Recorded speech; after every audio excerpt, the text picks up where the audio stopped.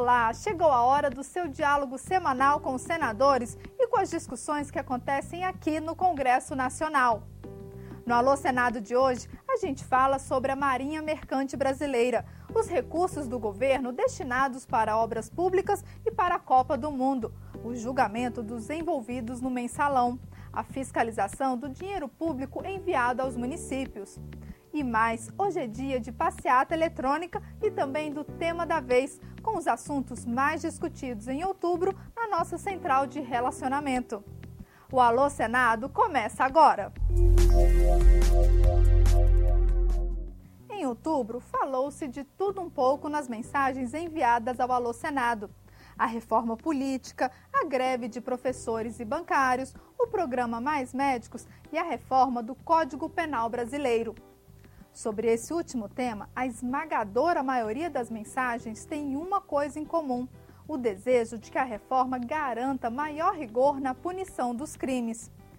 Entre as mensagens, existem aquelas que criticam abertamente leis que beneficiam brasileiros condenados na justiça.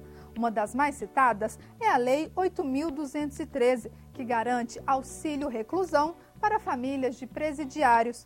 A carioca Maria da Glória engrossa o coro de quem não concorda com essa lei. Eu me chamo Maria da Glória Compasso, moro em Barra Mansa, estado do Rio. Minha pergunta vai para todos os senadores e gostaria de saber por que há essa diferença entre o salário dos trabalhadores para um salário de presidiário.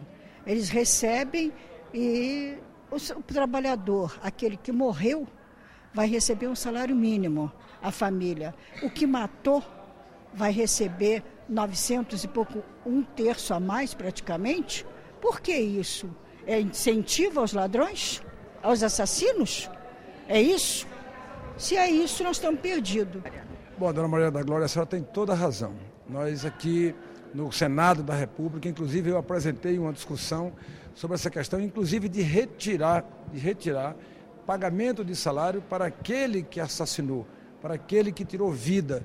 Mas depois nós verificamos que as famílias dessas pessoas que cometeram crimes, que mataram pessoas erradamente, essas famílias não têm culpa por isso e muitas vezes nenhuma participação, nenhuma responsabilidade.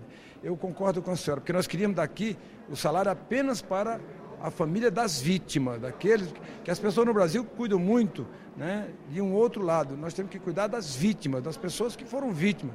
Os direitos humanos valer só para aquele que assassinou, tem que valer para aquele que morreu.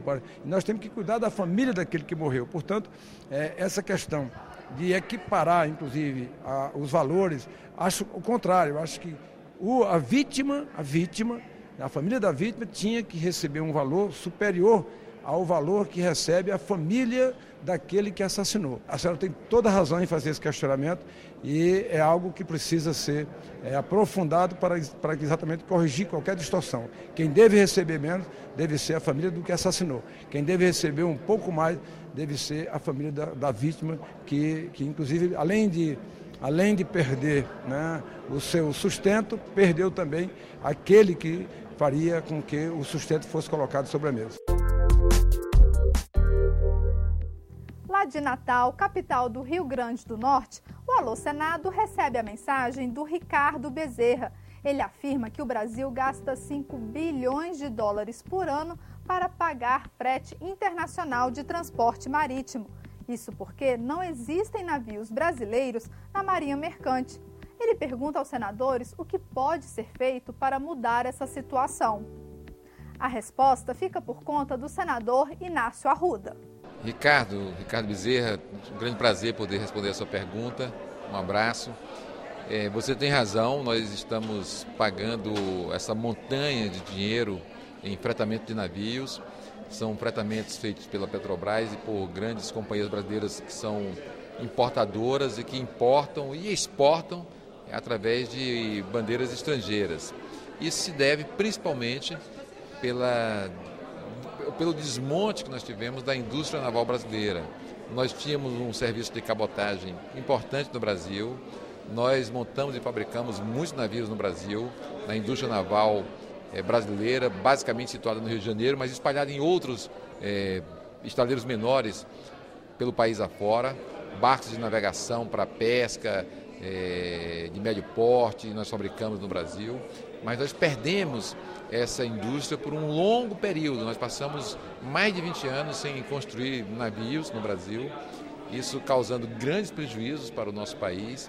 Só no governo do presidente Lula é que nós retomamos a produção de navios de grande porte, de médio porte no Brasil, e hoje nós temos estaleiros espalhados pelo Brasil. Nós temos estaleiro na Bahia, nós temos estaleiro, digamos assim, em Pernambuco, no Rio Grande do Sul, Santa Catarina. Rio de Janeiro praticamente retomou a indústria naval do Rio de Janeiro. Agora estamos retomando e espero que a gente deixe de mandar essa montanha de dinheiro para o exterior, como você bem assinalou, Ricardo. Um abraço.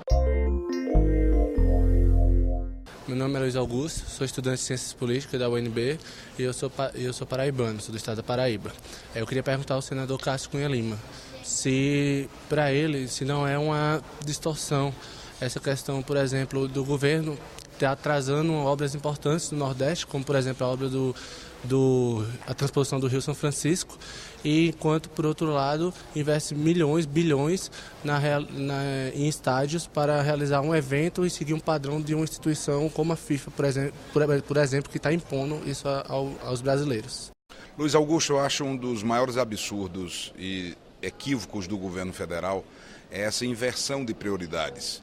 Obras estruturantes, não apenas para o Nordeste, como é o caso da transposição, mas em várias outras partes do Brasil, atrasadas, licitadas sem projetos, orçamentos que terminam sendo 3, 4 vezes maior do que o originalmente previsto, enquanto que toda a dedicação e atenção do governo foi para a conclusão dos estádios. Nem sequer as obras da mobilidade urbana ficarão prontas a tempo na sua totalidade, o que reflete de forma muito nítida, de maneira absolutamente clara, a falta de planejamento, a falta de capacidade e de competência do governo federal para construir o Brasil moderno, o Brasil competitivo que todos nós queremos. O Passeata Eletrônica quer saber quais são os temas em debate aqui no Senado que mais interessam aos seguidores do senador Sérgio Souza.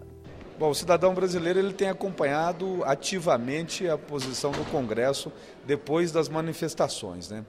É muito recorrente receber centenas de e-mails e também de mensagens através de Twitter, de Facebook, cobrando uma ação em favor do voto secreto. Eu sou relator, inclusive, no Senado, e também manifestando sobre a posição do cidadão sobre a questão do voto facultativo, ou seja, a não obrigatoriedade do voto, uma proposta de emenda constitucional, da qual eu fui favorável aqui na Comissão de Constituição e Justiça.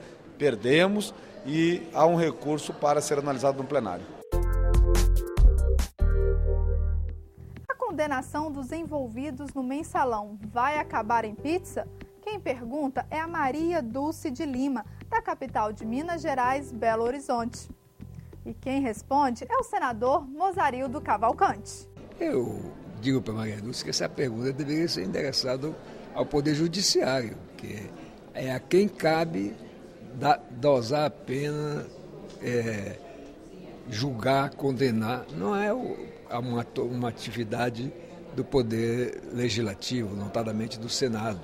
O que nós fazemos são promover leis, e essas leis existem que podem perfeitamente o juiz, de acordo com a sua interpretação jurídica, condenar ou não. Mas eu, particularmente, como cidadão, acho que não vai terminar em pizza. Por que os senadores não fiscalizam os recursos sociais enviados aos municípios? Essa é a pergunta do Antônio Jorge da Silva, que escreveu para a gente lá de Duque de Caxias, no Rio de Janeiro. Com a palavra, o senador Álvaro Dias. Olha, Antônio, é preciso sim aperfeiçoar os mecanismos de fiscalização e controle. Os recursos públicos aplicados devem ser rigorosamente fiscalizados. Mas existem os tribunais de contas. Quando os recursos são do governo estadual para os municípios, a fiscalização é realizada pelo Tribunal de Contas do Estado. Quando se tratam de recursos federais, essa fiscalização é realizada pelo Tribunal de Contas da União. Os tribunais de contas são órgãos auxiliares do Poder Legislativo. Portanto, o Tribunal de Contas da União é um órgão auxiliar do Senado Federal. A ele compete essa fiscalização. E por hoje é só. O Alô Senado volta na semana que vem para falar de novos assuntos escolhidos por você. Continue participando e mandando as suas mensagens. Os caminhos da interatividade você já conhece. Se quiser ver o seu vídeo exibido aqui no programa, é só enviar o arquivo pelo www.senado.leg.br/alôsenado. A sua mensagem escrita você manda pelo www.senado.leg.br/tv. E por telefone, você já sabe, é só ligar de graça para o 0800 61 22 11. A gente se vê no próximo Alô Senado. Até lá!